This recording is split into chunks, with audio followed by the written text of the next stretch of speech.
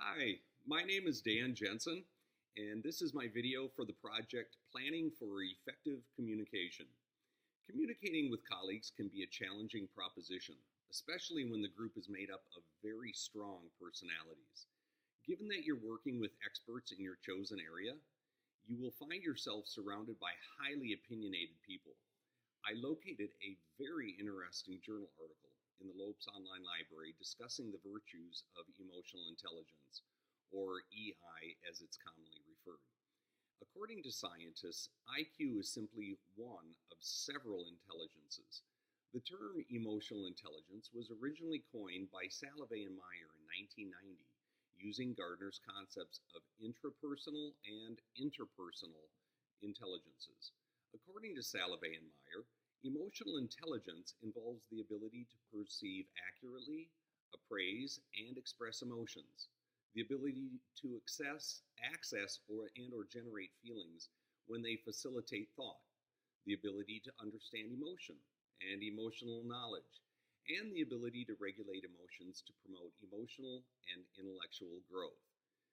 A few years later, in 1998, Henry Weisinger wrote Emotional Intelligence at Work, which is based on three dimensions that relate to interpersonal competencies: self-awareness, managing emotions, and self-motivation, and two dimensions that relate to interpersonal competencies: relating well and emotional mentoring.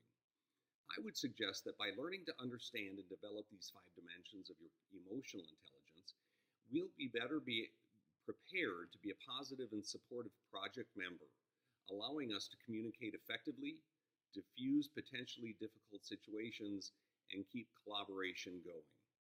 The first dimension, self-awareness, is defined as being aware of your feelings and behavior, as well as others' perceptions of you, such as knowing when you're becoming defensive.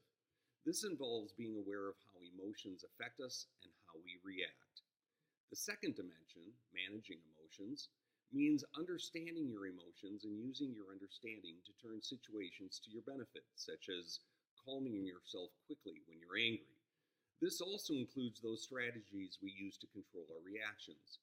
For example, using the axiom, count to 10 when I'm angry, can be an effective strategy when dealing with difficult people. The third dimension, self-motivation, regards the notion of motivating oneself to expend energy in a specific direction for a specific purpose, such as produce high energy when doing very uninteresting work. The fourth dimension, relating well, or empathy, regards how well you put your emotional intelligence to work by recognizing and responding to the emotions and feelings of others. And the fifth and final dimension, emotional mentoring and social skills, involves helping others to manage their emotions, such as recognizing when others are distressed. In addition, it encompasses basic business social skills, effective communication, appropriate manners, and interpersonal expertise. In combination, these competencies will provide you with the tools to be an awesome team member. We are also asked to discuss why effective communication can be difficult in higher education. There are so many varied reasons. One of the greatest reasons effective communication can be difficult in higher education comes down to simply this: numbers. There are very few employees to manage the ever-growing list of technologies being used to share information. One person can only manage so many conversations effectively at any given time. Another challenge is technology.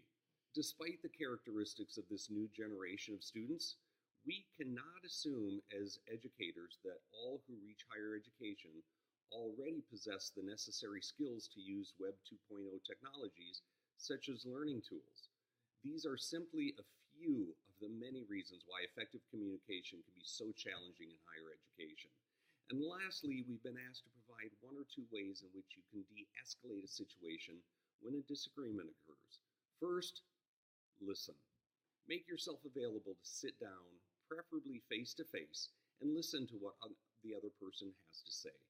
Try not to build a defense in your mind. Rather, as you're taking in the information being provided, make sure you have all the facts. Repeat what the person says to you so that you can confirm and that you understand.